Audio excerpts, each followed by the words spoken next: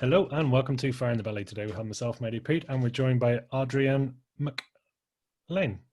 Have I got that MacIain. right? MacIain. God, Close. what's the he said? Don't remember the name? Yeah, Ah, it's a capital I. It throws everybody capital I, off. capital I. Yep. That's it. Yep. Just tell us, who are you? What are you doing? Where do you come from? Hi. So I'm Adrienne and I live here in Seattle. And what I do here is I am a story coach. And you've probably never heard of one of those. But basically, what stories that are sort of lurking or hiding within them. Most of the time, those stories are the stories that are sort of coloring your world without you even realizing that they're doing it. So, what I do is I help you kind of get that story out and decide, is this a story for the general public? If so, I can help you write a book, or I can help you start a podcast, or whatever it is that you need to do with that story or that message. So, basically, what I do is I kind of align you to your core message, and then I help you get that message out through storytelling.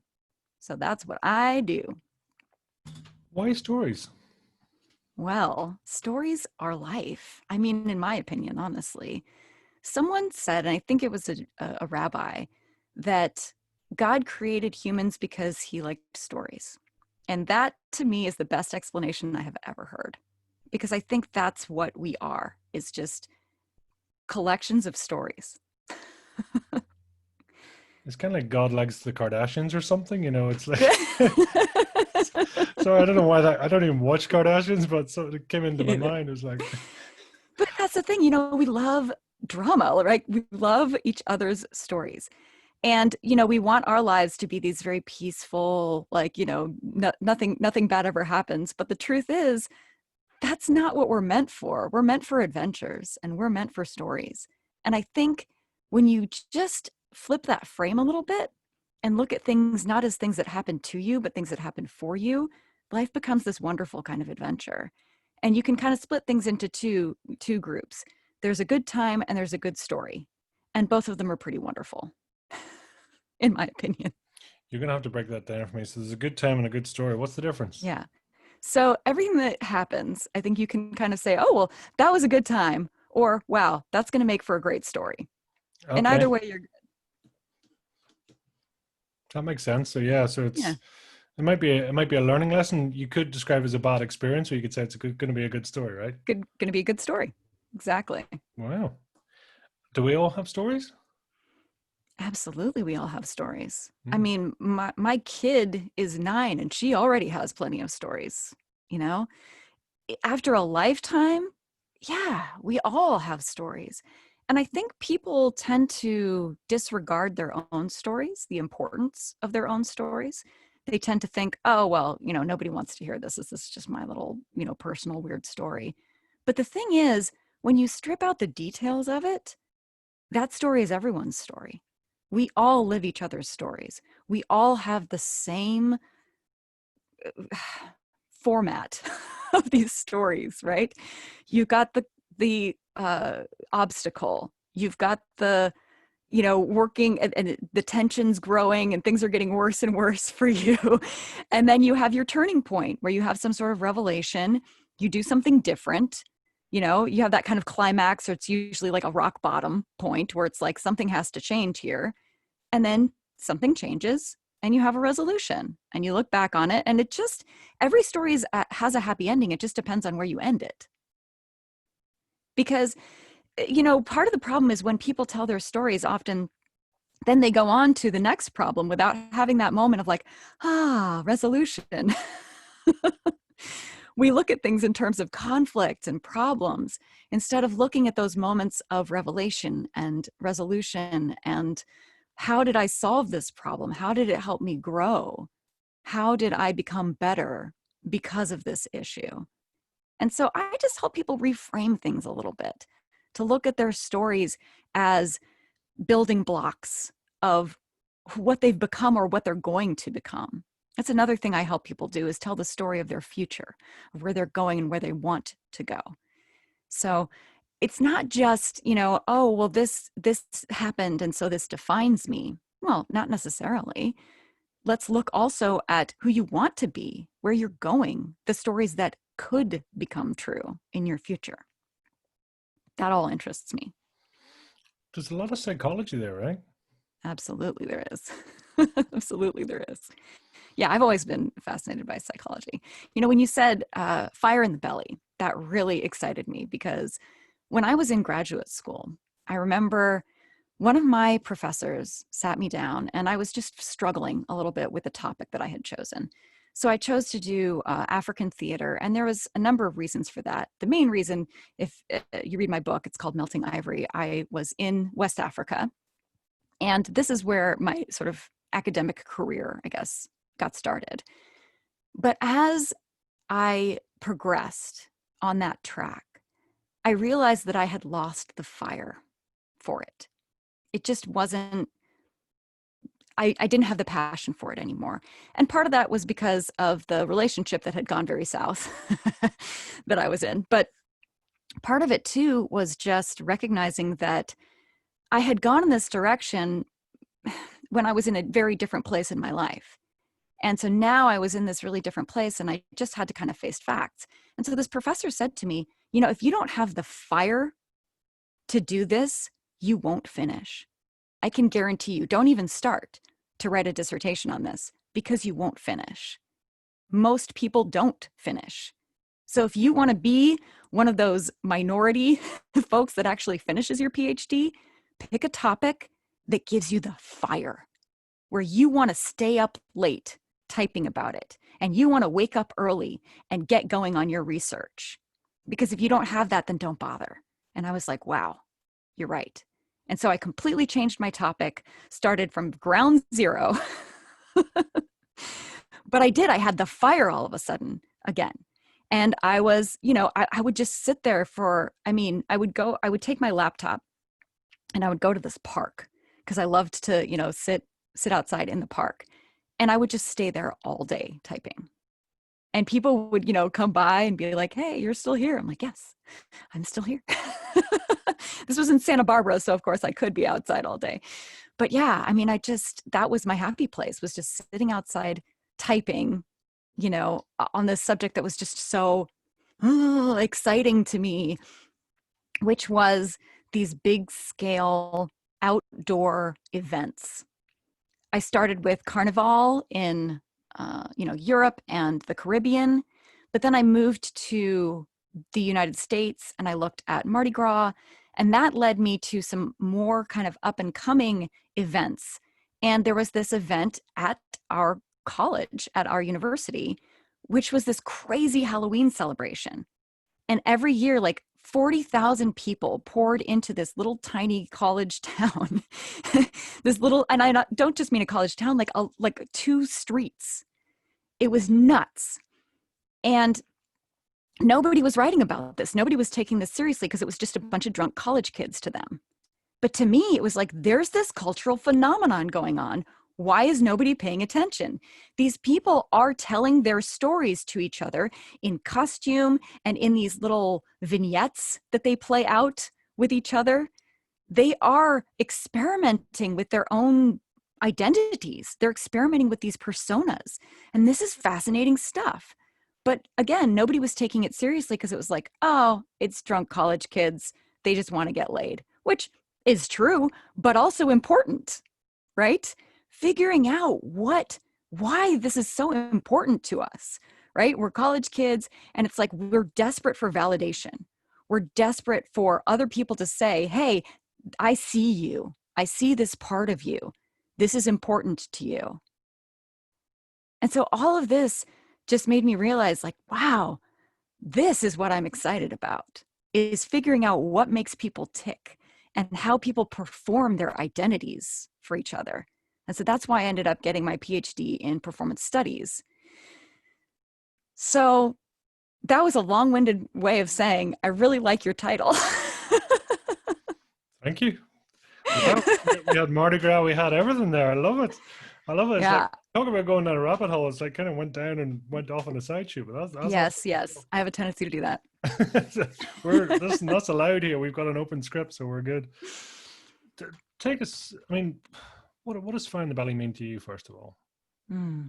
So when I hear that phrase, what it means to me is this is something that is so exciting and important to me, I just have an endless kind of stream of energy and enthusiasm for it, that working on this topic gives me energy rather than takes energy away from me.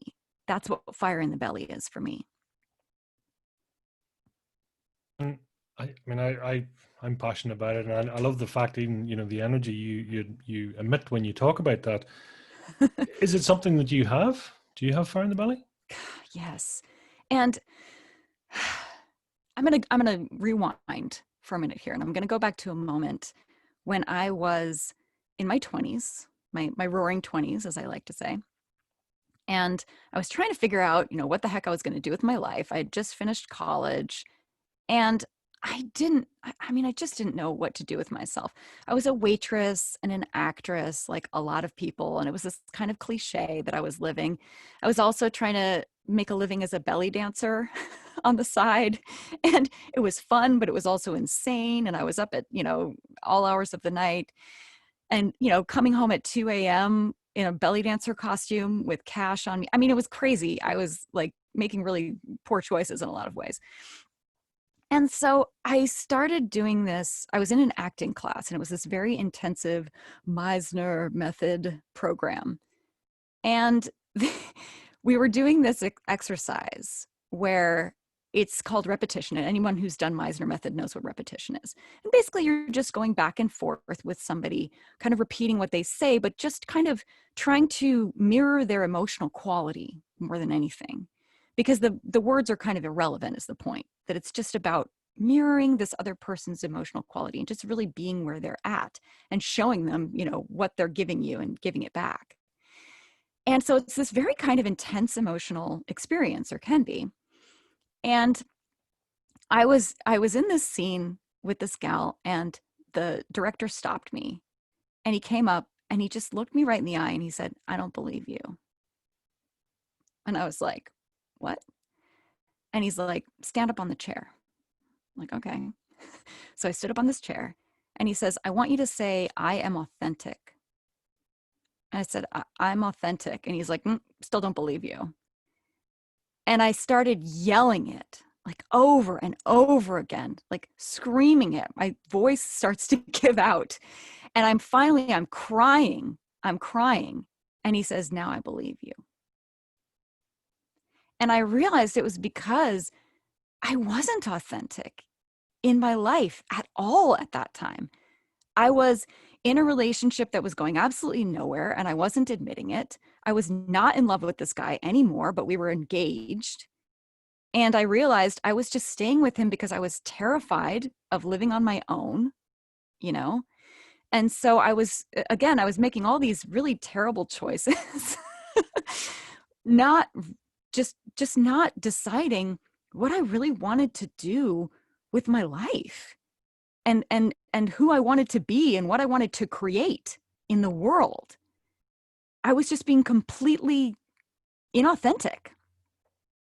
And so that moment where he made me admit that I was not authentic, and that to be authentic, I would have to get vulnerable, and I would have to take some big risks, and I would have to cry in front of a bunch of people, made me realize, wow, I have to make some big changes in my life. And, he had kind of warned us at the beginning of this class that a lot of people end up changing their lives, breaking up with their significant others and all these things. And I was like, not me. Well, by the end of the class, I had moved out. I was living in this crazy downtown warehouse loft with like 5 other artists. And I applied for a Fulbright scholarship to go and study in Africa. And it just completely changed my life. And making that crazy choice just made me realize, like, okay, so I was making kind of insane choices before, but the reason they were insane before is because I was doing the simplest thing. I was doing what was easily attainable. I was going for the low-hanging fruit, whatever happened to be in front of me. And I would trying not to rock the boat, trying not to make waves, trying not to ask for too much, trying not to have any needs, basically.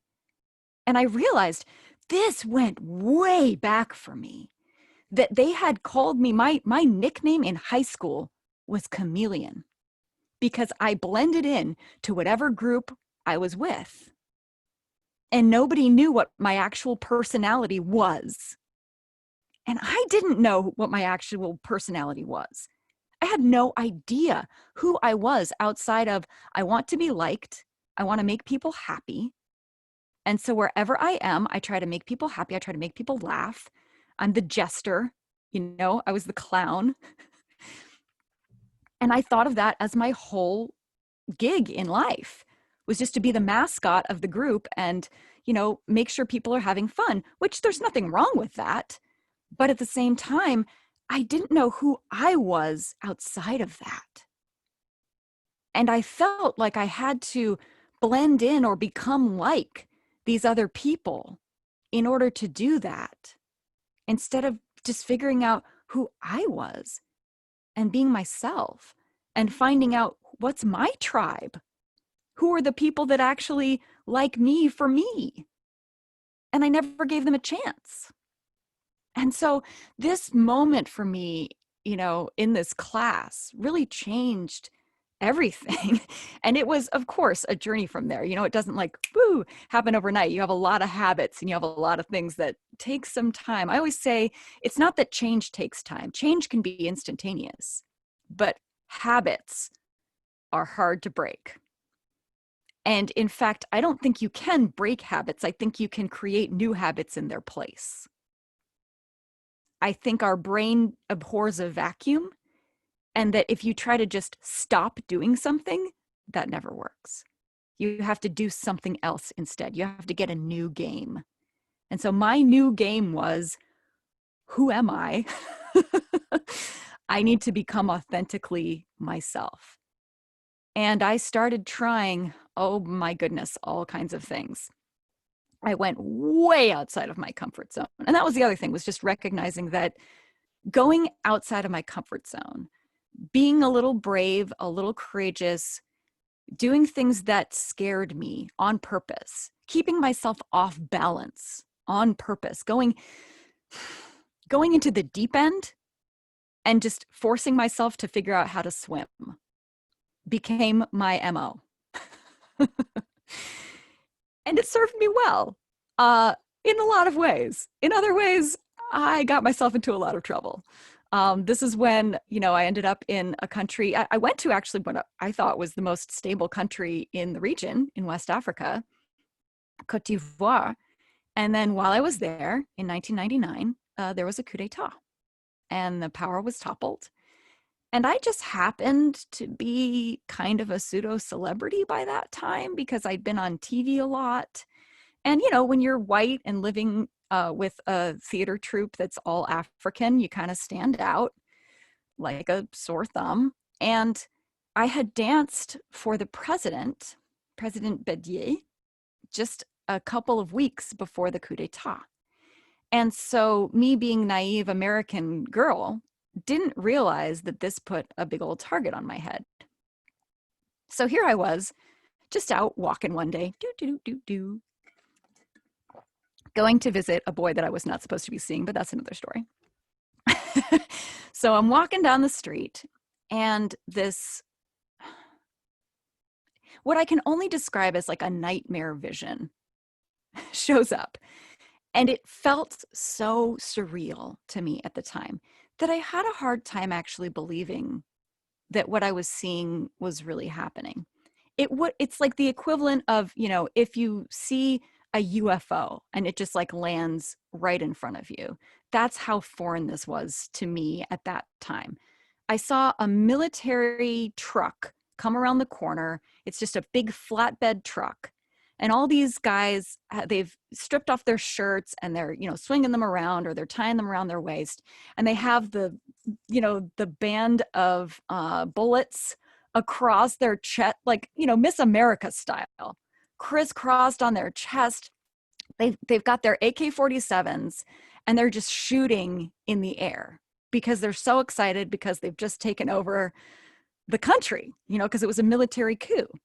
And I'm just staring at this like, what am I seeing? Is this a bad movie? No, this is really happening in real life right in front of me. Wow. And it didn't feel real until I heard someone say my African name, which was Ajua. They were like, Ajua. And so these guys looking right at me, and then they all start looking right at me. And somebody's yelling La Blanche, something about La Blanche, the white girl. And then I realized, wait a second, they're all pointing their guns at me. And this was a real crazy moment for me because I was like, oh, but they like me. Like, I'm so I'm so well loved in this country. Like, why would they be shooting at me? And again, it didn't occur to me that I would be, considered an enemy at this point. And so I just stood there, like, kind of mouthed open, like, huh, what's going on? And then this guy grabs me from behind and puts me down on the ground and starts to climb on top of me. And this is the moment where I was like, oh shit, this is really happening. And because I have no context for like random dudes with guns, but getting raped, that one I know. And so I'm thinking, oh shit, I'm about to get raped. And not only that, the guy that I was not supposed to be seeing, I see him running towards me. So I'm thinking, oh no, he's going to see this happening. There's nothing he can do about it because there's these men with guns. And so I'm thinking, oh my God, I'm about to traumatize him. And that's the mindset that I was in, that I was so concerned about that my rape was going to traumatize this guy that I was seeing, that my needs were so far down the list of important things in this moment. That's how disconnected I was from myself and my own needs and boundaries at that time in my life. But it turns out that no, this man was not raping me. This man, this total stranger, was blocking my body from these bullets. He had decided to save my life. And I have no idea why. I have no idea who he was. I have no idea what his, agenda was. I don't even know if he was human. I have no idea what that was. All I can tell you, he smelled human, was that the bullets started to kind of ping off the ground. I heard them. And then the truck just kind of rolled by. And then he got up and just disappeared. Just disappeared. I didn't even get to say thank you. And I had a little bit of kind of shrapnel, in my leg, but that was it. I didn't get shot that day. And that experience really shook me up and made me realize, A, how sheltered I have been for my entire life. And thinking that, all these awful things have happened to me. Ha ha. Yes, the worst thing that's happened to you is the worst thing that has happened to you. And that doesn't make it, that doesn't mean because somebody else has had like a worse experience, that doesn't make your experience not bad, or it doesn't make your experience not important to you. Everything that happens to us is important to us. And that emotional experience is it can be just as intense as the emotional experience of someone going through something like that. But it just made me realize how many people around the world go through things like that every day of their lives. Every day they have to, just to get to school, just to get to water, just to get to food, they have to risk getting shot at. And it really blew my head open in a sense, and made me realize just, how privileged I've been my whole life. And how, there was racism all around me my entire life.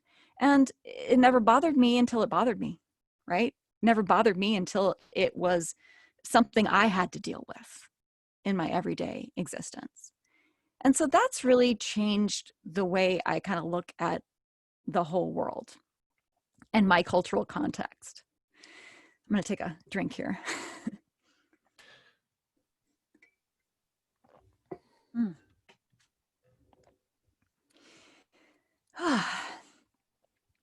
So after that, I was really trauma bonded to that guy who was there when that happened. And because of that trauma bonding that went very deep for the both of us, I did not see some big, bright red flags waving. And I went into this relationship very deeply, very quickly. And part of that was circumstantial because we had to leave the country together. And, you know, we had to survive together in a foreign country to both of us. We went to Dakar, Senegal. And so neither of us spoke Wolof, neither of us spoke the language. And so we were both kind of these, you know, strangers in a strange land in this situation and just kind of clinging together in this very bizarre situation. And neither of us had any money, you know, we were both really struggling. And so, you know, it was this situation of we weren't able to see each other beyond the situation that we were in. And it wasn't until just about a week before I left that he first started to actually get violent with me. And the circumstances were such that, again, it felt like reasonable under the circumstances, because it's like I was about to leave. He didn't know if he was going to get a fiancé visa to come to the United States. He had no idea if he was ever going to see me again. And so it felt like he was just so overwhelmed with emotion that it was sort of understandable in a sense.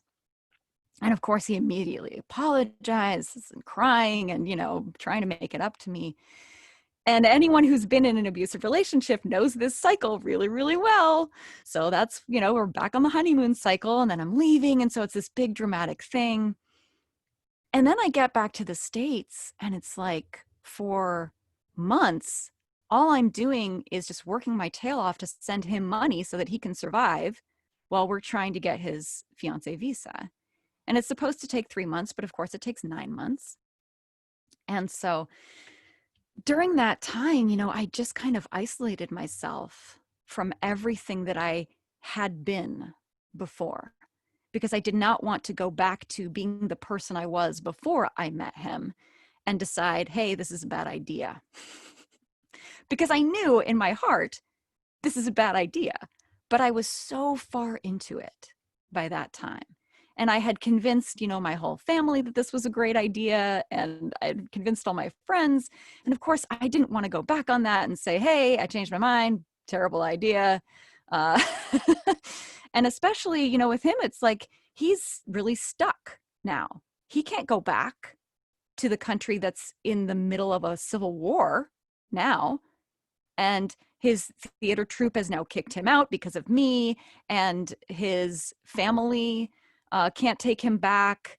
And, you know, it was just, he was in a terrible situation. And so I felt really responsible for him.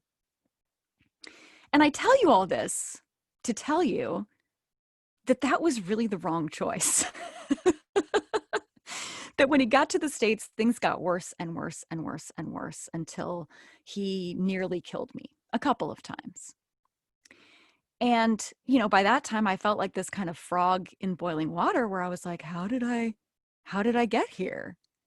And how I got there is by willfully ignoring all those red flags and deciding, you know, doubling down and digging deeper and saying, no, I made the right choice here, and justifying his behavior and rationalizing it and, you know, making up stories in my mind that made me the bad guy, just like he did. And that's the funny thing. I mean, we all are the villain of our own story, and we all are the hero of our own story. It really depends on how you look at it.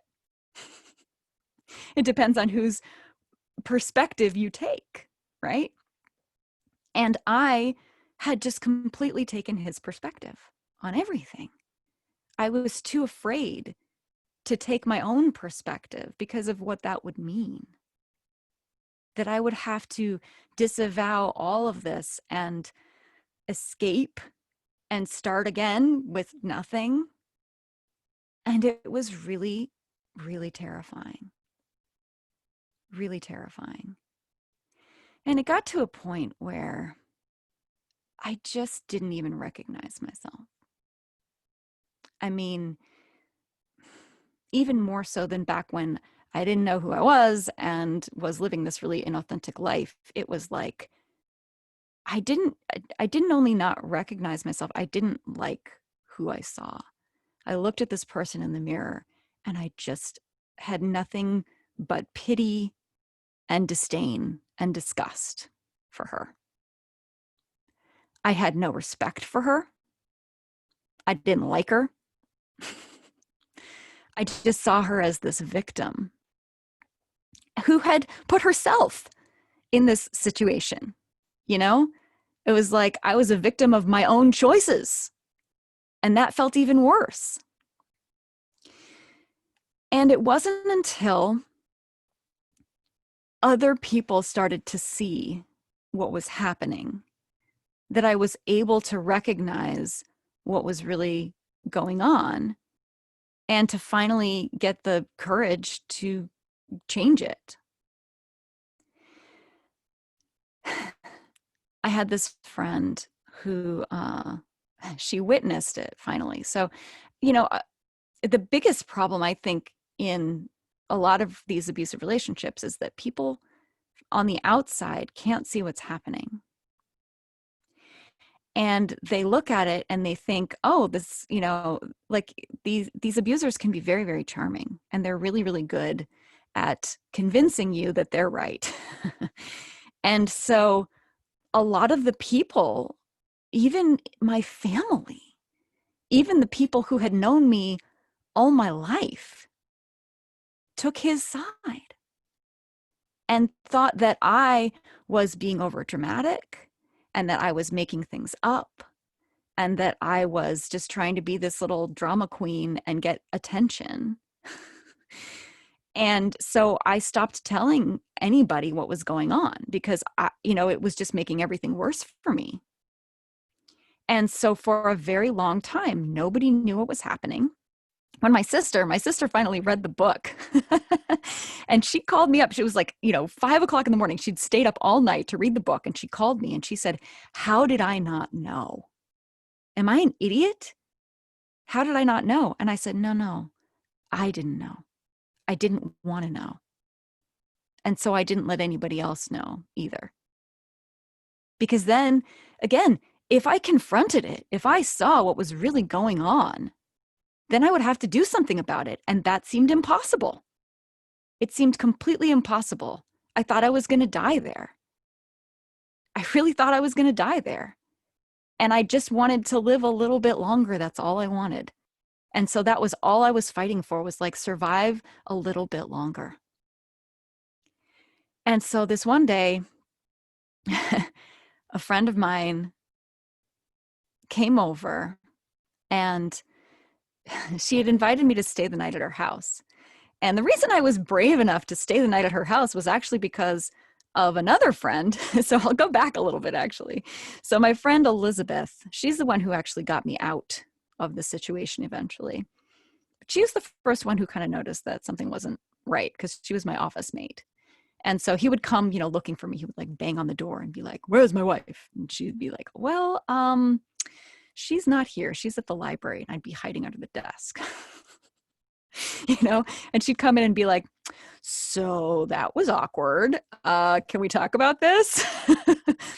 And so one day she came into the graduate reading room and I was sitting there typing and she tapped me on the shoulder and I turned around like this. And she goes, okay. And she sits down. She says, hi, I don't know what's going on at home and it's really none of my business, but I think you should sublet my apartment while I'm in England next semester. And I said, wow, I really appreciate that, but I can't. And she said, you can't? Why? And I said, because he would be so mad. And she goes, okay, I need you to listen to the words that just came out of your mouth. You did not say, oh, because I really love him and I want to work this out. You said, because he'd be so mad. Do you hear that? And I just started crying. And she was like, so now I have to get you out of this. Like, I have a moral obligation. I was like, no, no, no, you don't. No, you don't. You do not have to get involved in this. And she's like, I do. I'm already involved. It's too late. And she said, and the funny thing is, I know you, and I know that you would do the same in reverse. And she's right. Of course I would. Of course I would. But because it was me, I couldn't see it. I was too far in it. It's like I always describe to people, you know, as a story whisperer. Kind of what I do is I see your story from the outside, which is impossible for you to do. To see it as a story. To you, it's just your lived experience. It's like the old woman who lived in a shoe, right? She doesn't know she lives in a shoe. To her, it's this nice leather, you know, cavern. It's got these little, you know, skylights, little eyelets up there. Unless you've been outside it, you don't know it's a shoe. You just know it's your home. So she saw my shoe and she knew what was going on. And so she was able to say to me, hey, I'm going to get you out of this. I'm not going to tell you how, because if I tell you, he's going to get it out of you. And she was right. She was right. And so she said, what I'm going to do is I'm going to get you out of there eventually, whether you will or no. But for now, all you need to do is stay alive. You have one job. What is it? Stay alive? That's right. So this turned out to be a pretty tricky job because he used to play this game where he would wake me up in the middle of the night and he'd say, give me 3 good reasons not to kill you right now. And I would have to, on the spot, come up with 3 reasons not to be killed.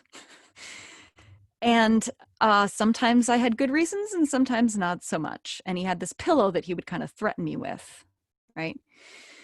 And so he, you know what?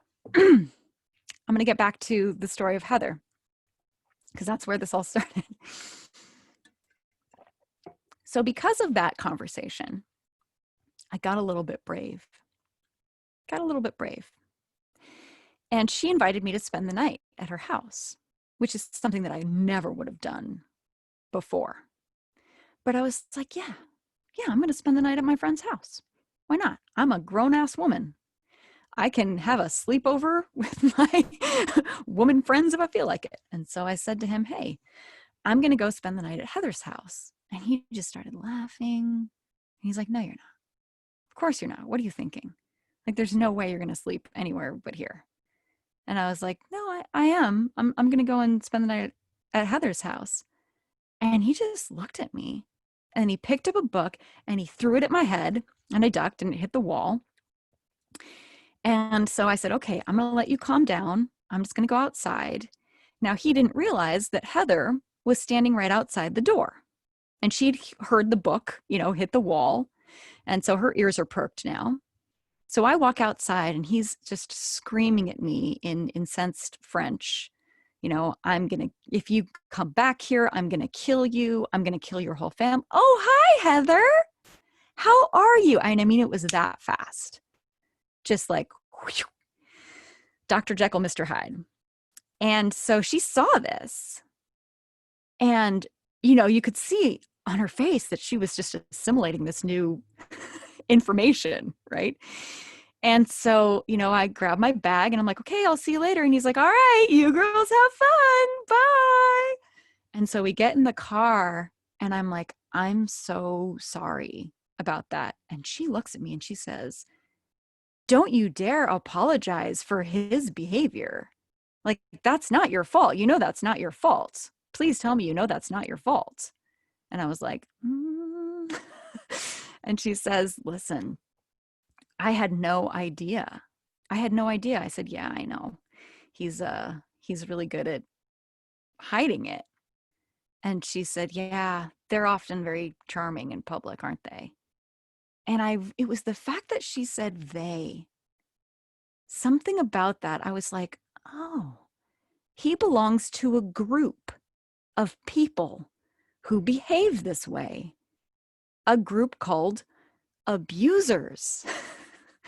And this was the first time I was able to contextualize this as, I'm in an abusive relationship, because he had me so convinced that I was genuinely causing all of this, that it was my bad behavior or my inability to, control the conversation properly or control my emotions or whatever it was. There's like a list of reasons he had why I was controlling all of this, making all of this happen. It was like, stop hitting yourself, stop hitting yourself. That's what it felt like, And so this was that moment where it was like, oh no, he's got your hand and he's hitting you with it. And I was like, oh my gosh, you're right. You're right. That's exactly what's happening. And I know that sounds like crazy from the outside, but it really was this revelation moment for me. And I realized that part of what was keeping me stuck in this situation was that I had all these secrets that I didn't want told. That I had these secrets that I had confessed to him, that he now was using to blackmail me so that I wouldn't tell my family and my friends what was going on. And so I had this moment where I was like, oh, okay, now I have to tell everybody everything, because I don't want him to have this leverage over me anymore. I would rather have my family be mad at me for the dumb stuff that I've done than to be stuck under this man's thumb indefinitely. And so I put on my big girl pants and I called my mom. And of course, she's my mom. And she was like, okay, I still love you. I forgive you. Do you forgive yourself? And that was when I was like, oh, there it is. I have to forgive myself for all of that. And that was where things really started to change for me, was recognizing that that's what I had been waiting all this time. I had been carrying around all this shame, all this guilt, this big sticky black ball of ickiness that I felt I deserved what was going on. And I had to forgive myself and love myself before I could stop him from treating me that way. Because the bottom line was that I believed that I deserved it. And so when that change happened, everything started to change. And I won't tell the the grand climax of the book, but it was pretty crazy, I will say that. And I managed to survive it. And I got out, as you can see. Here I am, alive and well.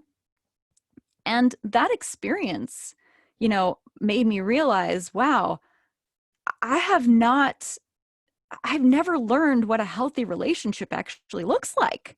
I had no idea what one was.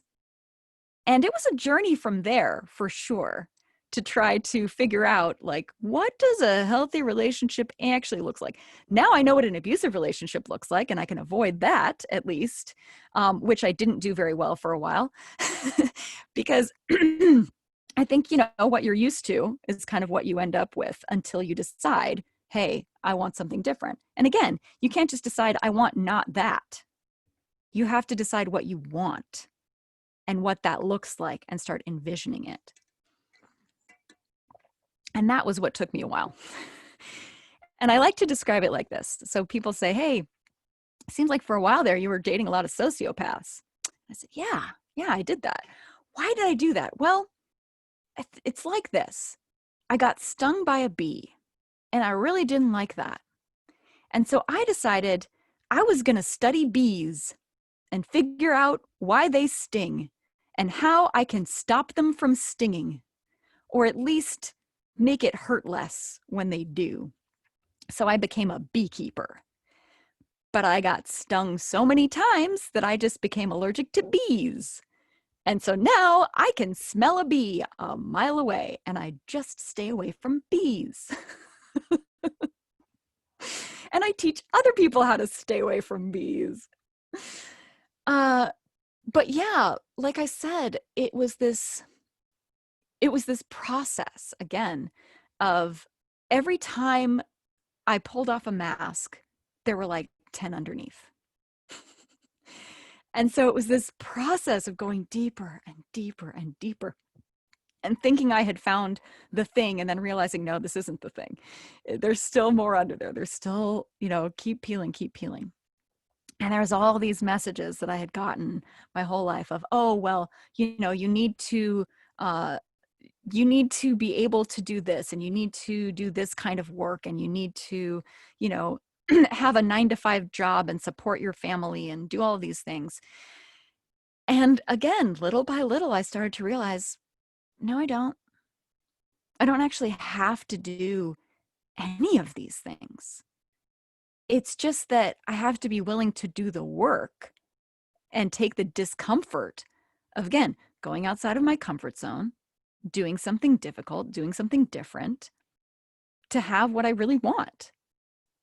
And so creating this career path for myself of being a story whisperer, what the hell is that? No one's even heard of that, right? Being a story coach, what's that? Nobody knows what that is. But I knew that's what I was.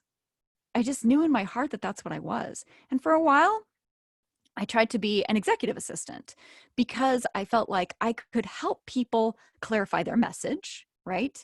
I could help people get their message out there more effectively. But I also had all this kind of busy work on my plate that just did absolutely nothing for me. Taking care of somebody's calendar, doing their travel planning, all of that stuff. It was just such boring kind of, rote detail work for me. And I just, routine makes me nuts.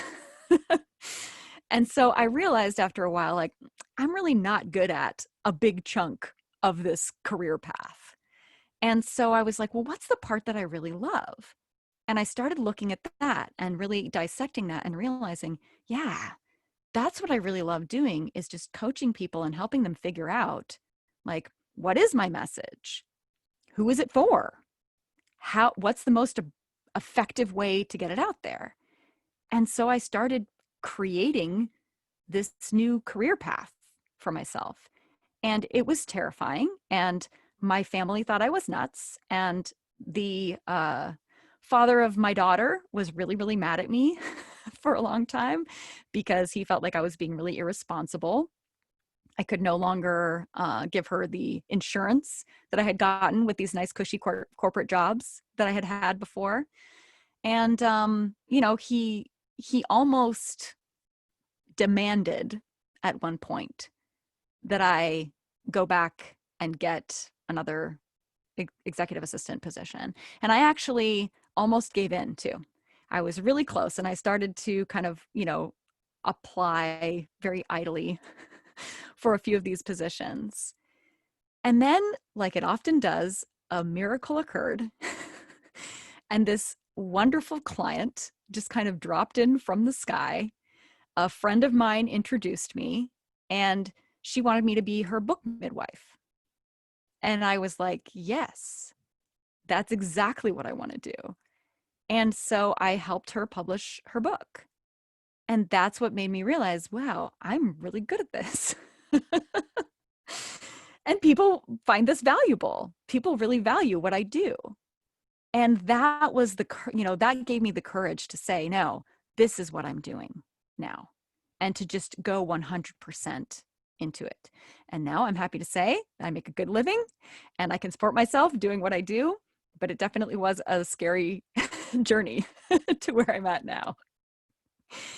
And in terms of my relationships, so like I said, once I realized that I was allergic to bee stings and just had to stay the heck away from bees, the last bee that I had dated was stalking me for a while. And so I had this moment of going, okay, so, I have this pattern of rationalizing this for these guys and feeling sorry for them and saying, well, I must have pushed them too hard, or, I must have done this, or I must have done that.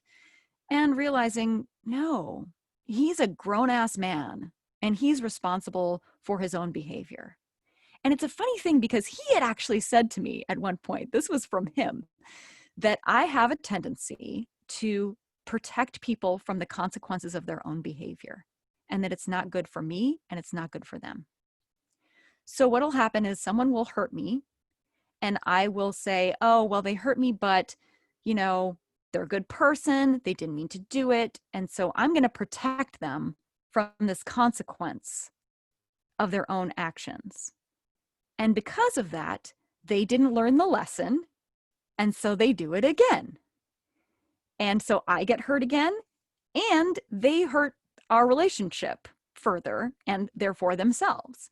Because the thing is, we are all each other. And every time we hurt someone else, we hurt ourselves. And so when you allow someone to hurt you over and over and over again, you are allowing them to degrade their own soul and to hurt themselves as well. And so even if you won't do something for yourself, if you're one of those people like I was, where you're like, oh, my needs don't matter. Well, think about this person that you are allowing to do horrible things to another person. What do you think that does to that person? It's not good stuff. And so by enabling that behavior, I was actually doing a lot of harm, I realized. So I recognized at that point in my life that, again, I had this tendency to ask other people to take care of my own boundaries. Like I would discover, oh, I have this boundary. Like it makes me uncomfortable when somebody does X, Y, Z, right? Like there was this guy at work. I'll give you an example. There was this guy at work who he had no like personal space, and he would come up and he would talk to me like right here, and he would interrupt me, while I was trying to work. Sometimes he would pick up my phone and start like scrolling through it, like looking for pictures and stuff. And I was like, what is wrong with you? Right. And so I would say to him, hey, that really makes me uncomfortable. Could you please not do that anymore? And I realized after a while what I was doing was I was saying, hey, here's my boundary. Please take care of it for me. And not only is that not effective, but it's impossible. Nobody can take care of your boundary for you. That's your boundary. That's your responsibility. They can't control it for you. And so what I realized was, instead of saying, hey, could you please not do that anymore? What I needed to say was, hi, that makes me uncomfortable. If you do that again, here's what the consequence is going to be. Here's what I'm going to do to protect myself from that behavior. And that worked. And I realized that this was like an endemic problem across my entire life. And so, like I said, this guy had started stalking me, and I realized here I am saying, cut it out, stop doing that. That's really bothering me. So what? Who cares? Right?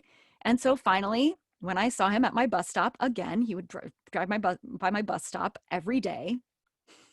I finally, flagged him over. So he gets out of his car and he comes over, and I said, hi, if you drive by here again at the exact time when I'm going to be at the bus stop, one more time, I'm calling the police. In fact, I've got a lawyer now. I'm going to let my lawyer know that this is happening. If you continue to do this, I'm going to press charges against you. And he got this look on his face, like, who are you? And he was like, okay. And he got in his car and drove away, and I never saw him again. But it was because I finally took control and took responsibility for my own boundary and said, this is what I'm willing to do to protect myself. This is going to be the consequence of this behavior in the future.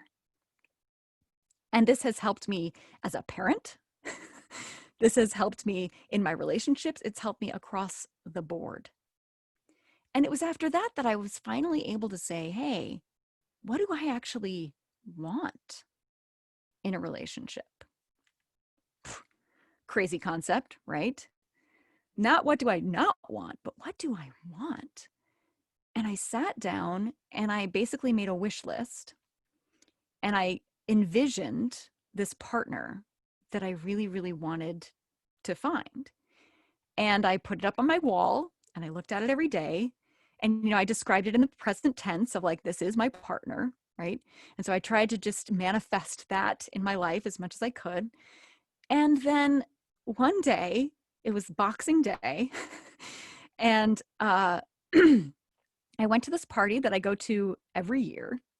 I'd been going there, you know, like for the last 5 years, right? And there's this guy there who's there every year because he lives at this house with this friend of mine. And all of a sudden, it was like he looked different to me. Like I really thought that he looked different. He had like, I thought he had dark hair and dark eyes. Turns out he has blonde hair and blue eyes. And he looked at me and I looked at him, and it was like we could see each other for the first time. And it really felt like that. It was this weird mystical thing that happened that night where it was like this veil was lifted and we could actually see each other. And it literally felt like the universe was going chick, chick, chick, chick, chick, and everything had lined up. And we were suddenly able to just go. And so we saw each other. We saw like straight into each other. I saw like his soul and he saw mine. And we looked at each other and he said, I love you. And it was that fast. It was insane. We'd never had a conversation before. Like we had one conversation one time and it went nowhere, like 3 years before. Okay. Well, he was doing the dishes and I came in to like ask if I could help. So, but it was like, there it was. And we both knew like, this is it. And he's amazing. He treats me like a queen. He ticks all my boxes on my list. And the crazy thing is he'd been there the whole time, but I couldn't see him because I wasn't ready to see him. And he wasn't ready to see me. And the wild thing is that the next day he had his truck packed. The next day he was planning to drive off into the sunset, go to Idaho, and basically, you know, go out in a blaze of glory. That was his plan. And then he met me. And it was like he had just given up on the idea of finding someone who could actually accept him as he was and who he could love exactly as they were. But then there it was. And it changed both of us completely overnight.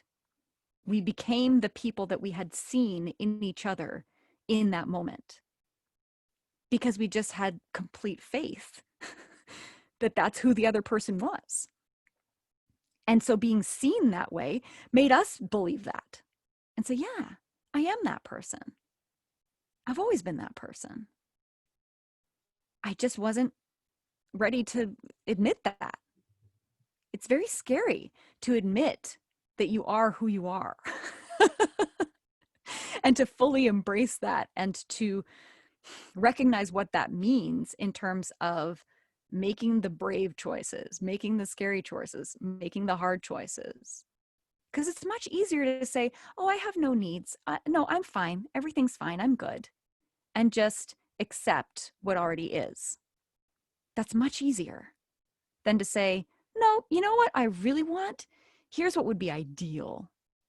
Here's what I'd really like to have. Here's what I'd really like to see. Here's what I'd really like to be. And commit to creating that. That's scary. But the funny thing is, when you take that leap, the universe catches you. It catches you every time.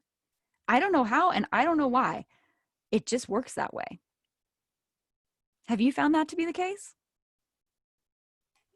Slowly finding it, yeah. Yeah. Thank you for sharing that. Absolutely. Yeah. So that's kind of where I'm at now. I've got this amazing husband who is exactly what I've always wanted. We are, slowly building stuff together to create the life that we really want. Things are not ideal at the moment, but we're getting there. It is always a work in progress, right? But what I realize now is just how much my attitude changes everything, and realizing that I don't need permission to feel a certain way, right? And that's the beauty of it. Like when you realize what your core desired feelings are, what you want to feel more of in your life, the beauty of that is you are completely in control of that. That is the one thing that you have total control over, is how you view things and how you feel. And I know that's hard to believe sometimes, but it's the truth. Who are you? I'm a really playful, joyful person. I'm an optimist, and I'm someone who helps other people see themselves and see their own stories as stories and see the person that they are and could be. I am a person who helps align people to their own joy, to their own bliss, to their own core desired feelings, and helps them be the person that they've always been. They were just a little scared to be, you know? And I think the funny thing is, like, when you say, like, who's the real me? Like, I don't know that that's a thing. I don't know that there's like some, true core you under there that you have to like dig out or get to. I just think that when you strip away all of the shoulds, when you strip away all of the, oh, I feel like I should be like this, or someone else said that, this would be good for me to try, or, when you just strip out everybody else's opinions and get to your intuition and your gut and what you actually want to feel and start feeling more and more of that, things just kind of flow. And you stop worrying about who am I, or, what do I want? Because it just starts to flow and you just start to realize, like, oh, yeah, this is me. Sure. Wasn't too complicated, as it turns out. I'm just a person who likes long walks and loves philosophical conversations with people and uh, likes to play imagination games with my kid, you know? Pretty simple stuff, but that's the stuff that really makes me happy, is creating and using my imagination and taking the mucky straw of life experience, mine and other people's, and spinning it into these beautiful narrative gold stories.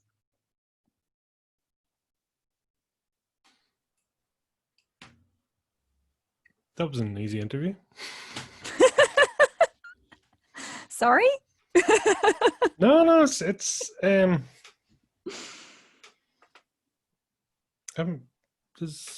there's a number of things. Are you Yeah. are you in alignment? Yes. And God, that feels good. And again, it's a work in progress. So of course, I'm sure there's like more masks that I'm going to discover and peel off, right? But now I kind of look forward to that process. Now, instead of a breakdown, it feels like a breakthrough every time that happens. And I go, oh, good, good. Now I've found another thing that I can kind of strip away to get more at the core of who I am, and that's really what it is for me. It's like, just chipping away at the rock to let the statue emerge, right? It's already in there. It's just kind of like getting rid of everything that's not you, right? You don't have to find yourself. You just have to find what's not you and get rid of that. It's like a friend of mine always says, what he likes to do is it's like, everything you have that you think is you on this table. And he just likes to bump into that table and kind of knock things off and see what people grab for first to put back onto the table. Say, okay, that's important to you.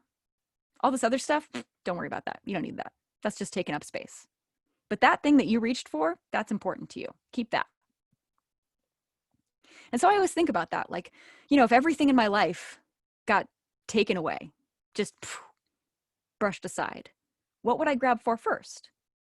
What would be so important to me that I would be like, ooh, I need that. And to me, it's love, it's creativity, and it's play. It's those three things. And when I say play, I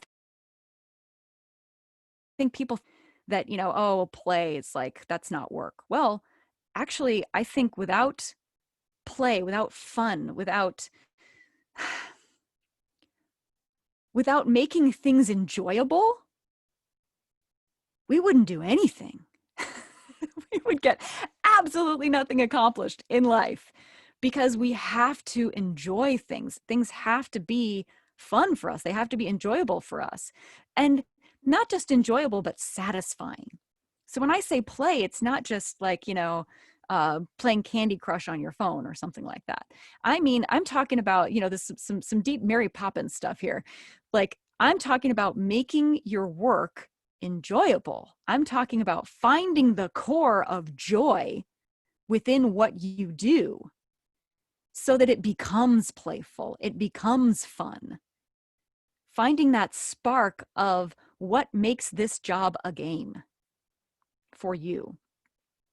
And then doing that, because that is your job, is to motivate yourself and inspire yourself and have the enthusiasm and have that fire in your belly for what you do.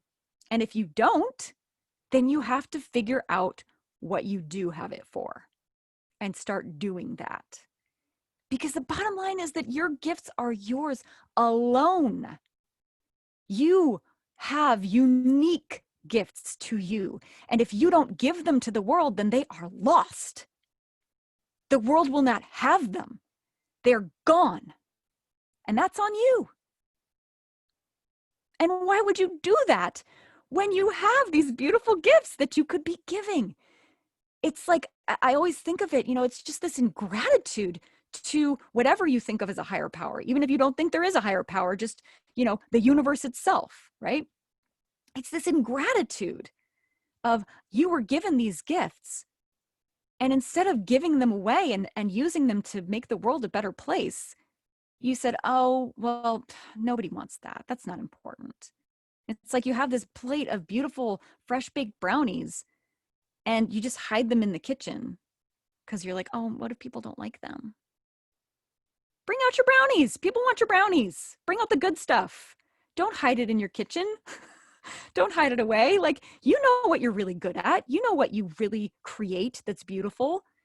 Put that out there and keep doing it until it gets more beautiful and even better and even more valuable to the world. That's what we're here to do. We're here to learn, we're here to grow, and we're here to give our gifts away. What's your superpower?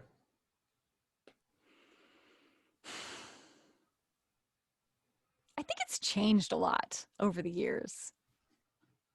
I think my superpower used to be empathy, that I could just kind of feel people's energy immediately. And for better or for worse, right? I could read a room like that. And I still can. But I don't think of that as my superpower anymore, because I know it's kind of a blessing and a curse. And then for a while, I think my superpower was just fun, like bringing the fun, being able to help people enjoy their lives a little bit more. And now I feel like my superpower is really just seeing people as they are and being able to kind of chip away all those masks and all that stuff that they've piled on top of themselves, all the shoulds and the, oh no, I really, I'm good at this. And so I do this. And to see what it is that really gives them the fire in their belly and help them get back into alignment with that. I think that's my real gift and what my real superpower is. Because that's really, it's fun and it's satisfying. And I think you have to kind of find that link. That's like, it's not, there's things that are fun, and then there's things that are deeply satisfying. But when you can find something that's both, like, that's the magic right there. That's the winning combination. Would you describe yourself as intuitive? Yeah. Definitely. Definitely. And I fought that for a long time. It sounded too woo-woo. And I was like, oh, I'm an intuitive type. But I am. I'm very much an intuitive type. And that's not just like, oh, I go with my gut. What intuitive means is that I get an immediate sense of something. When I, kind of look at the bigger picture, I can just kind of synthesize it very quickly and easily. It's like I had this friend who was really struggling with a relationship. And so I said, hey, like I'm not a counselor, but I could just kind of mediate a conversation between the two of you if that would be helpful. She was like, yeah.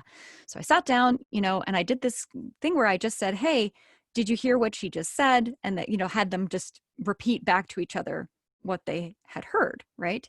And by the end of this conversation, it was really, really obvious to me what the issue was here and how to fix it. But I was like, oh, I'm sure they know, right? They've been together for like 3 years. I'm sure they know what this central issue is. So I just said this thinking I was summing this up for them, like, oh, so it seems like the issue is, and I said it. And then they looked at each other and looked at me and were like, wait, what? And I was like, oh, yeah, that's the issue. And here's how I would fix it. And they were like, wow, how did you know that? And I was like, it's so, how do you not, you know? But I think that's what intuitive types do, is they're able to stand outside of something and see it from kind of that 10,000 foot view of being able to see the shape of the entire forest instead of getting caught in the trees. And so that is the real gift of the intuitive types. And so now I've really embraced that. And I use that across all kinds of things. I help you with podcasts, figure out what's my podcast about. What should I title this one? Oh, here's my book. What is this book about? Like, just figuring out what the core message that they're trying to convey really is. And that has implications across a whole bunch of different stuff that I was doing, but I didn't realize that I was doing it. Because again, for me, it's like we don't recognize our own gifts because they're so unconscious to us. We're not even aware that we're doing it a lot of the time. And so we think of it as really easy or simple, or we undervalue it because it's so obvious to us. But to other people, that's amazing. And I think that's why, we find people who, like my husband is very different from me. We are very much opposites in a lot of ways, in the ways our brain works, right? But that's the beauty of it, that he can see things from this completely different angle. And I find that amazing. He's able to, come up with these strategies and this logic where I'm like, wow, I would never have considered that. But it's just, we have completely different gifts. We fit together like a little puzzle piece. Curious, I'm getting different languages at different times. I mean, sometimes you're very kinesthetic and it sort of changes slightly. Does that make sense? Yeah, absolutely. So I think I've always been pretty kinesthetic in terms of, as a learner, I really like to learn by doing. But barring that, I'm also a very audial learner. And I wish I had known that as a kid, because I found that, I would force myself to read books, but it was frustrating for me. I liked learning and I liked, the stories and things, but like the process of reading was kind of laborious for me. Whereas if I could hear something, it was like just in there instantly. Music, for example, like I can remember commercial jingles and song lyrics from the 80s like you wouldn't believe.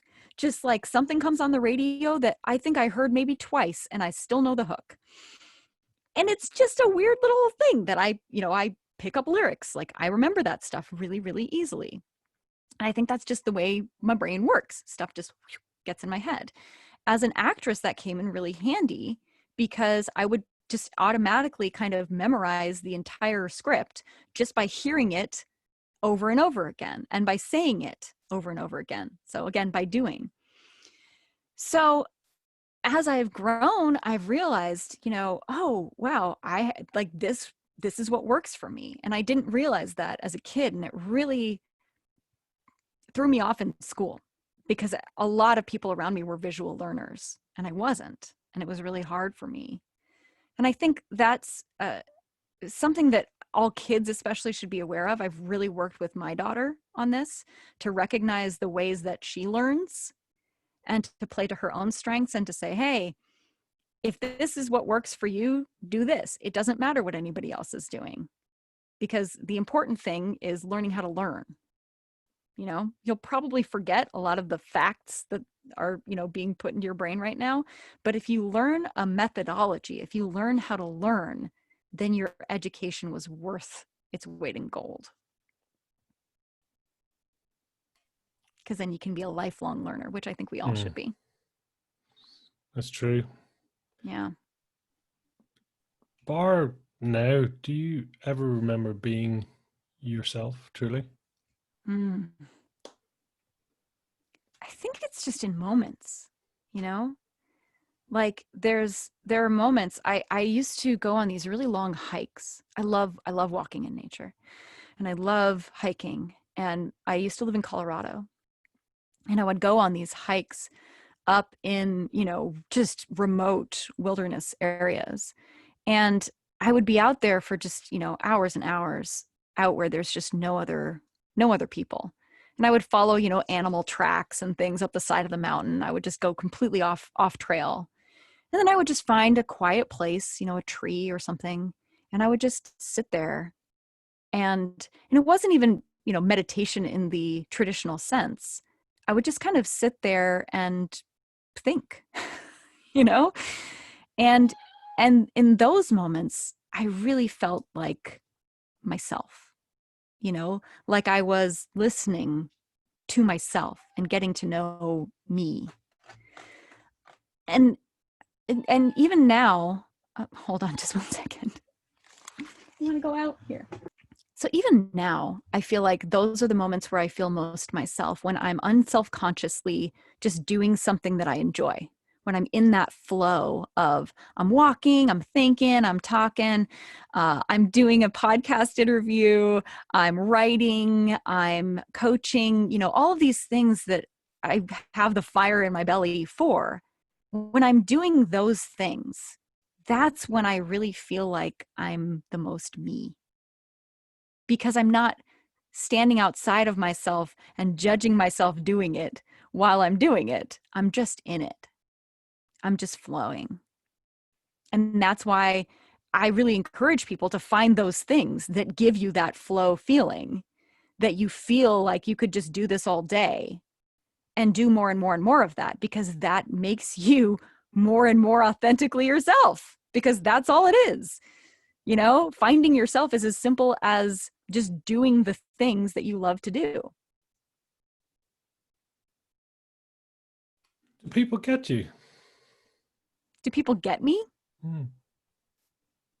It's a great question. I think my tribe gets me.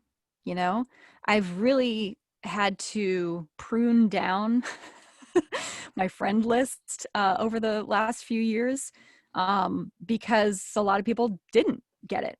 A lot of people didn't get me, and that was okay. Because I was like, all right, cool. You're doing your thing. I'm doing my thing. You do you. I'm going to do me over here. And the people who are left, those are the people who get me. And who are like, yeah, this is great. Like, I'm so glad you're finally finding you and doing your thing. And they're really celebrating this new incarnation of me.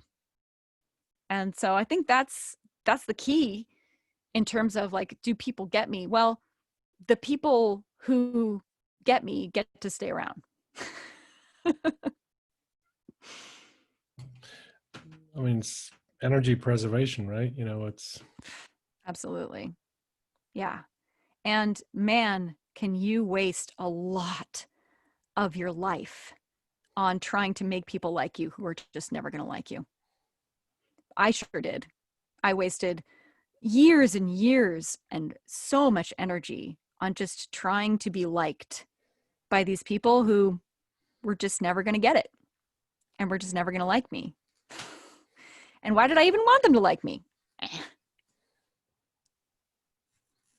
I just didn't want to be not liked. Is this fear of like, oh, well, then I'm not good enough. If, somebody doesn't like me, then I'm not good enough. Well, guess what? If everybody likes you, you're doing it wrong. And the bottom line is, if the trolls hate it, then you've made it. Because once people are like taking aim at you and trying to bring you down, that's because you've achieved something. If you're high enough, they will start, throwing rocks at you to try to get the fruit to come down. Otherwise, they could just pick it. So that's what I always tell myself. Once you start getting those 1-star reviews, that's when you've really hit it. So it can be really hard in the moment, to hear people say mean things to you. It can be really painful. And that's human. That's human, is to immediately question, like, are they right? Am I bad? Does this suck? But it is also our jobs to replace that message with a more positive message. And I was just having a conversation actually with my daughter like 2 days ago, because she was just really struggling with something mean that one of the kids at school had said to her. And so I'm, telling her all this, like, yes, you're going to have those messages in your head. Like, they're going to tell you, oh, that kid was right. That message, that shame voice, is a liar. It's always a liar. It's there to protect you. It thinks it's doing a good thing, but it's a liar. And you don't have to listen to it. And in fact, you shouldn't listen to it. It is your job to reframe it.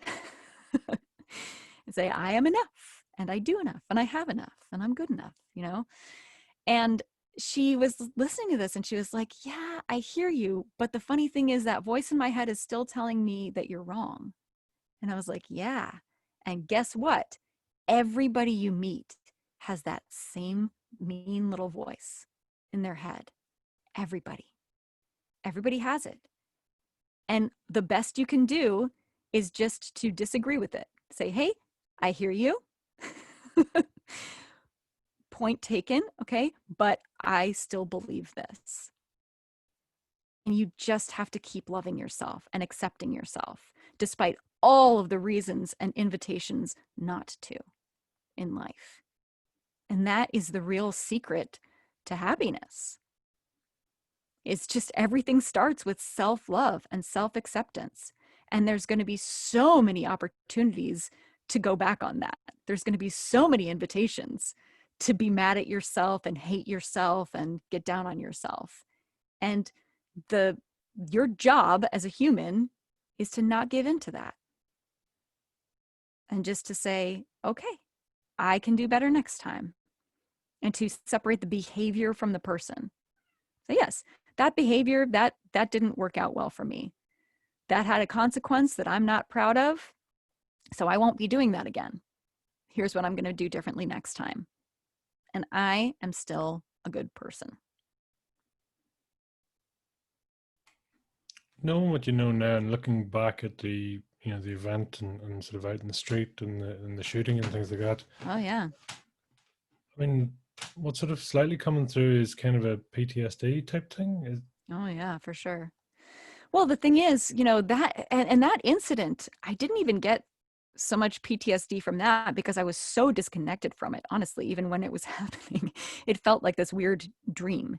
The thing that gives me PTSD still is that relationship, the relationship that followed. And for years, after that, it was like little phrases, things that he would say, and even just the tone of his voice, things would come back to me, and just wherever I was, I suddenly felt in danger. And I would have to, again, reframe for myself. Okay, I see this table right here. I see this pink lamp. I see this, I just almost narrate the world around me to bring me back to present time and ask myself, am I in danger right now? Is there anything actually dangerous happening right now? If so, I should get out of this situation. If not, then I just need to take some deep breaths and bring myself back into this present time and just accept that I'm safe. And it's a process. Again, it's it does not happen overnight, but just that getting curious about that feeling of like, where does this come from? What's happening right now? Instead of judging it. Because I think what happens is you get in this judgment spiral of when that PTSD comes up and you find yourself freaking out, and then you're mad at yourself for freaking out, and you're judging yourself, and you're like getting in this shame spiral of, oh, I'm such a mess, and I can't do anything right, and I'm screwing this up, and I'm at work and I'm embarrassed, and instead I just learn these tools for self-care, and I forgive myself and have compassion for myself. Say, this really awful thing happens to you. And if a friend of yours had gone through something like that, would you get mad at them when they freaked out, or would you give them a big hug and tell them it's going to be okay? And so I would give myself a big hug and say, it's going to be okay. And I would take myself for a little walk or whatever I needed to do, to get back to present time and to present reality. And then I would come back and I would say, hey, just so you know, I got triggered back there. Here's what happened. Just be really vulnerable with people, really open.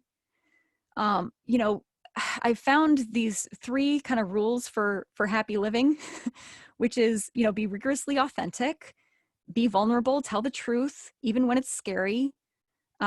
Just put yourself out there, tell people what's going on with you, even if they didn't ask. And then, surrender the outcome. Just accept that they're going to react how they react, and that's on them. If they get mad at me for it, or they fire me or whatever, like, well, that's their deal. That doesn't have anything to do with me. That has to do with how they respond to this stimulus, right? That could have to do with their own PTSD. Maybe I'm triggering something that happened to them.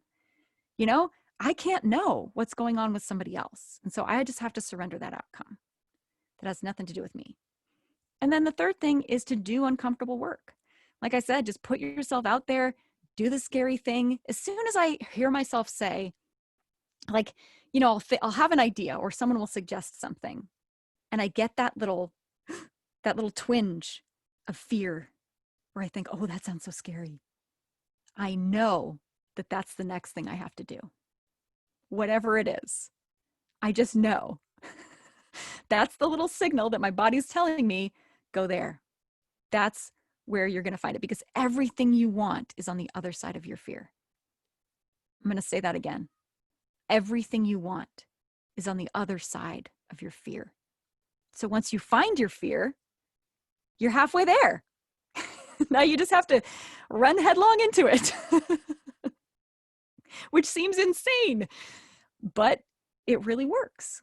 It really works, because either you discover, oh, it wasn't that scary to begin with, no big deal, or it was really scary, but guess what? That risk really paid off. Or I learned this important lesson that will help me next time. Either way, you're going to get something really valuable out of that experience, because it's meaningful for you. You're taking a risk. You are, what's the word I'm looking for?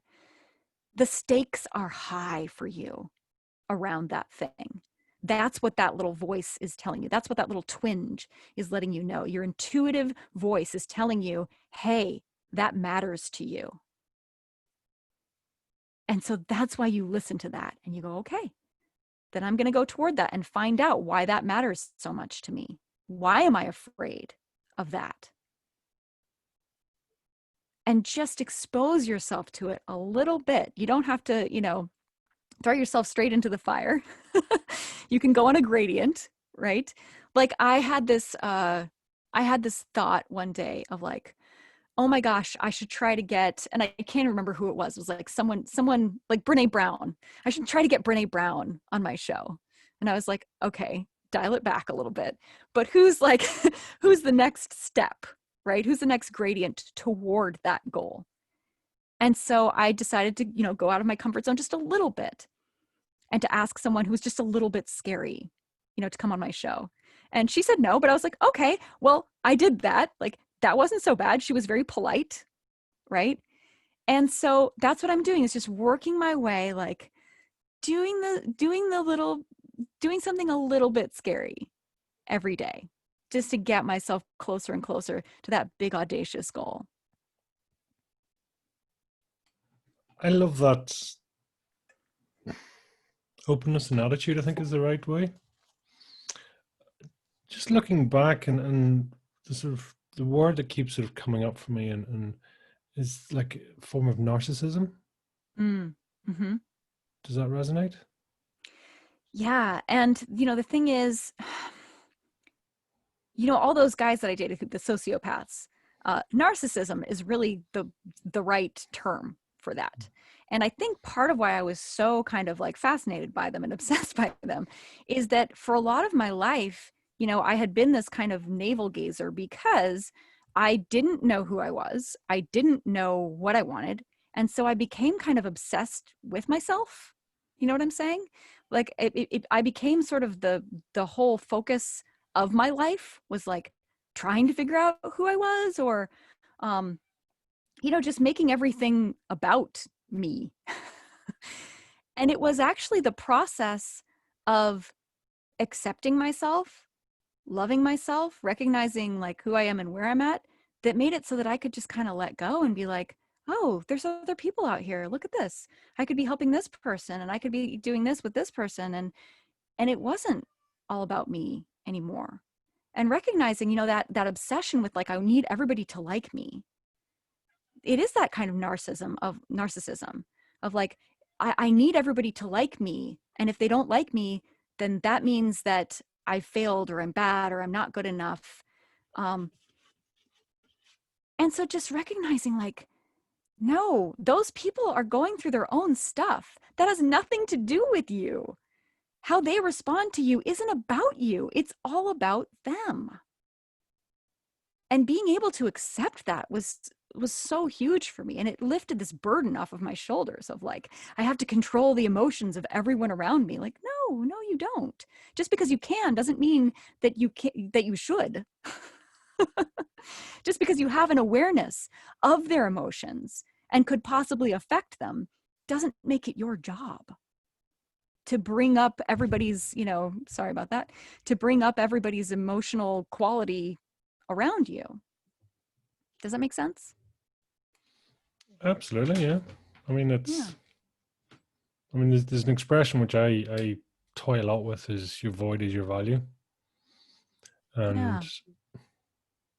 again, it's sort of, and you talk there, and this is again the expression I sort of came up with was, or I reflected on was, the eye can't see itself. We can't see our own story. We can't see our own. Well, it's not a story to us. It's that's who we are, and Yeah. you can see it as a story. So it's Yeah. always, interesting how other people view you compared to how you view yourself. Absolutely. Yeah. And that journey and that thing of things happen to you or for you or because of you, or Sure. depending on what way you want to look at it, really. Yeah. Yeah. And I think I was very hung up for a long time on other people's story of me or other people's vision of me, and trying to either live up to it or, play into it, or kind of, I guess,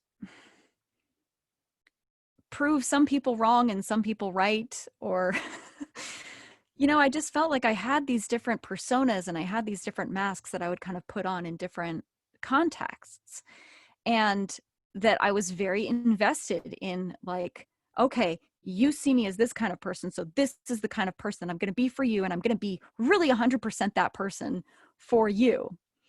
And, in these different contexts, it's like I would go to work and I would be like, I'm really competent in this context and I have to be this really competent person. And, I hold everything on my shoulders and you can always rely on me and count on me. And then in this other context, it's like, I'm the fun one and I'm the wild and crazy girl. And so I take us out and I have, shenanigans, and it's always going to be a wild time with me.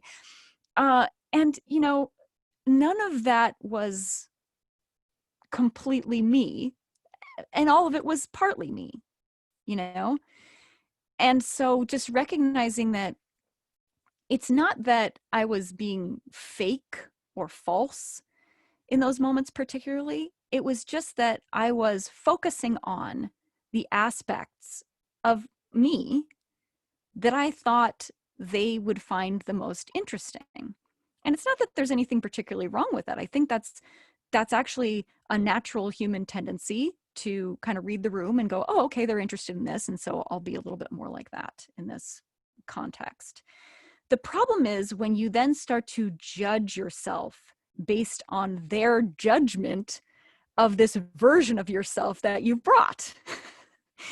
Because then that becomes a real problem of like, oh, well, they thought I was too much like this, or they thought I was, not enough like this. And so therefore I'm too much like that, or I'm not enough like this. When the bottom line is their opinion doesn't matter. They don't get a vote. You are the only one who gets a vote. Your life is not actually a democracy. It's a dictatorship, and you run the whole show. Somebody said this to me once, and I absolutely love this. What if you are here to help others, but there are no others? You are here to help others, but it turns out there are no others. The world is just a mirror. And so when you change you, the world changes around you.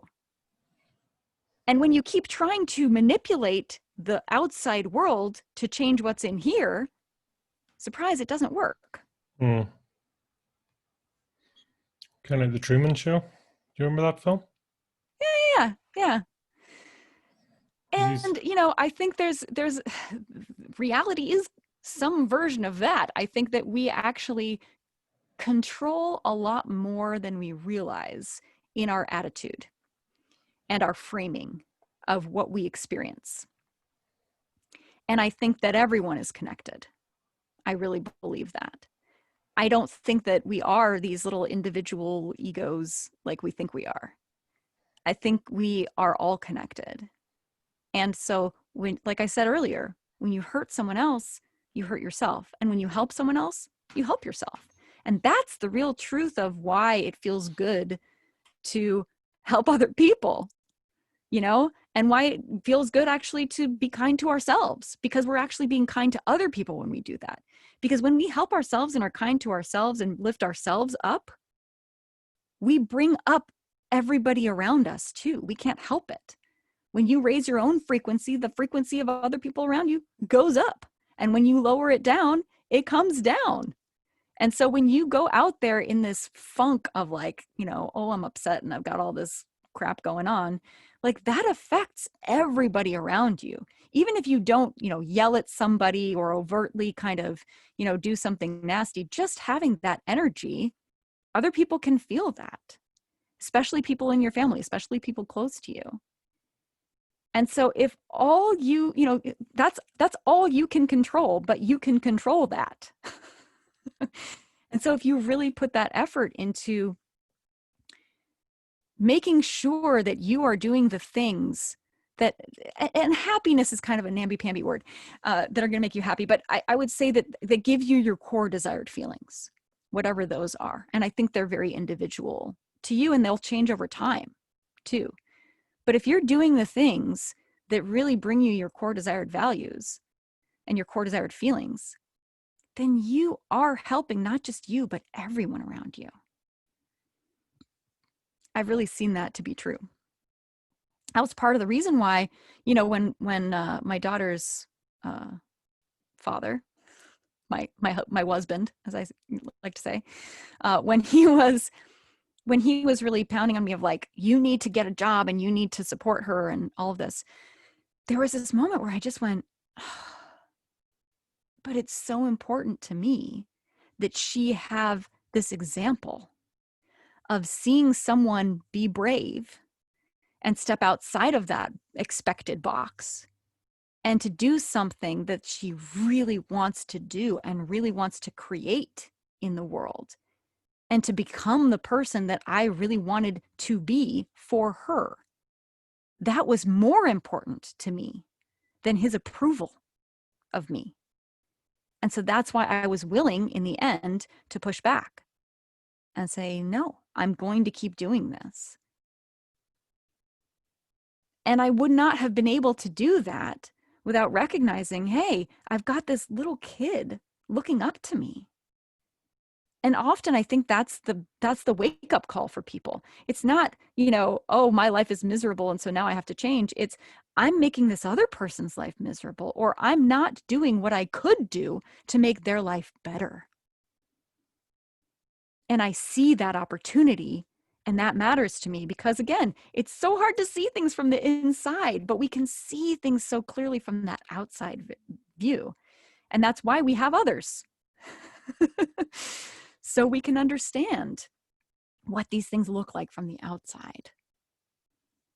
And they can teach us. Everyone's your teacher. Everyone you meet is your teacher and can help you become you. Ironically, I guess. Yeah, there's so many things there, but it's kind of, like I say, we are our own reality. Yeah. We are, well, I'm not going to get into the religion and spirituality side of things. Philosophical implications. Yes, Yeah, yes. yes. I It's mean, all very complicated, but you've kind of written the thesis on it, so, but yeah, yeah. I mean, that's a whole different podcast series, but yeah.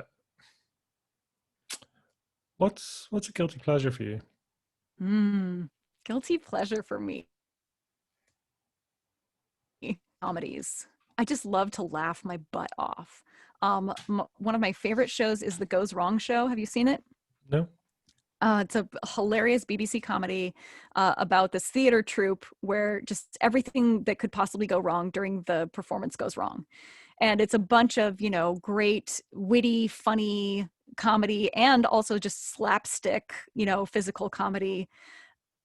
Just makes me laugh so hard that I can't breathe sometimes because I'm a theater person. And so I have actually been there and understand that, yes, when things go wrong, you just have to keep going in a live show. But it's also just such brilliant work. So that's probably my biggest guilty pleasure is I just love, slapstick comedy that just makes me laugh and laugh and laugh because I think laughter is great medicine. And leisure and pleasure for you? What's that? What does leisure and pleasure look like for you? Like I said, I love long walks in nature. If I could, spend an hour every day just walking in the woods, I would. Most days I get to do it these days, which is great. That's been the big kind of wonderful thing that's come out of COVID for me is that I get a lot more time to just be alone in the woods. So walking in nature, really big thing for me. Spending quality time with my loved ones, huge for me. I'm a very social person and I'm a very, connection-oriented person. I don't have to have a huge group, but I need to have that one-on-one time with the people that I really care about. Even if it's electronic, even if it's just a Zoom call, I need that to keep me kind of grounded and connected. And I just, I like to zone out and watch Netflix as much as the next guy, but I like to do it with somebody that I love and discuss. That's the fun for me is like watching them watch it and then talk about it afterwards and that kind of stuff. But I would say, this whole experience, I think, has helped people realize the importance of stories. That what would you be doing right now without Netflix, TV, Amazon, whatever it is that you're watching right now? If you didn't have that, what would you be doing? Well, I'd be reading books. Okay, stories. Again, well, what if you had no books? What if all the books were gone? Well, I don't know. I'd probably talk to people. Would you tell stories to each other to entertain each other, do you think? Stories are essential. This is not something frivolous. This is not something that's like, an afterthought. Stories keep us going. Stories keep us sane, especially in these difficult times, because they give us hope and they give us ideas and they help us create a new way of doing things in a new world. You will never fix things by trying to rebuild something that's already there. You have to create something new and just make the old thing obsolete.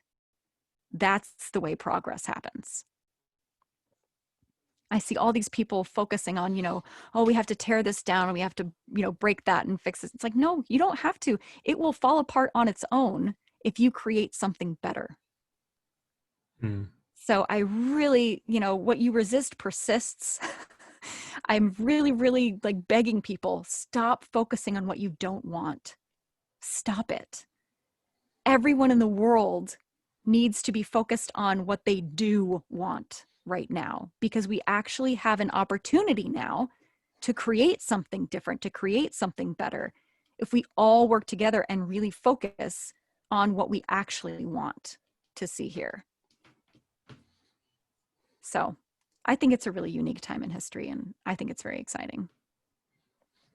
Who can you serve best? How can I serve best? Who can you serve best? Who can I serve best? Or how, People, whichever. Yeah. I think I serve best the people who have recognized that maybe they are not as aligned as they could be or want to be. The people have a little bit of awareness around that, but are ready to open themselves up to the idea of getting aligned.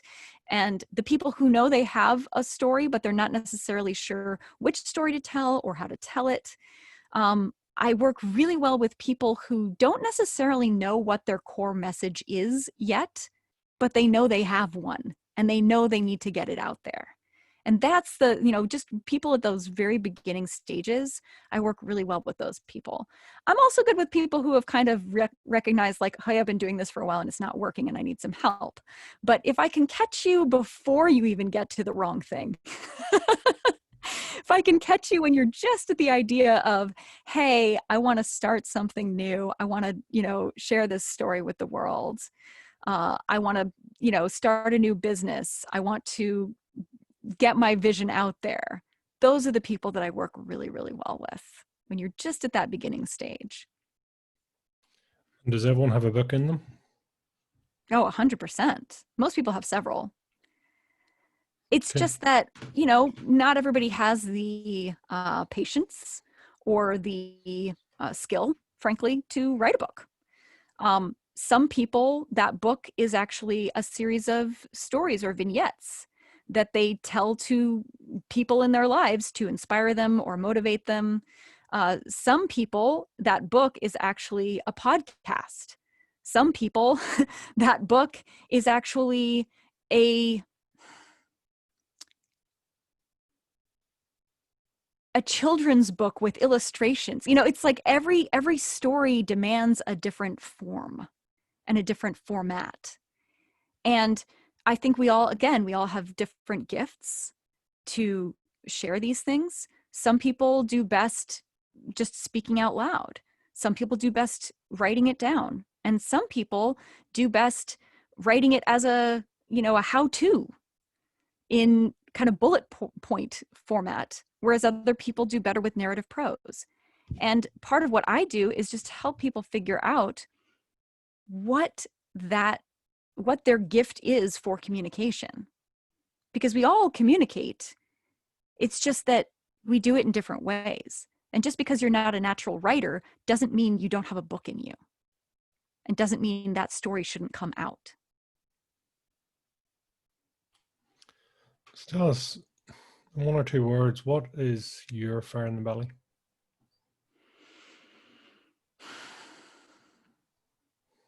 The fire in my belly is helping everyone recognize that they are creative. There's no like, oh, there's creative people. I'm not a creative type.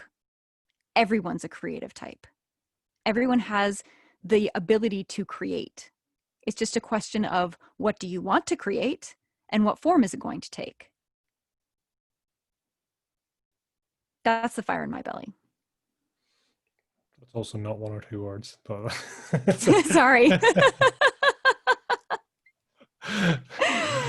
Creativity, imagination.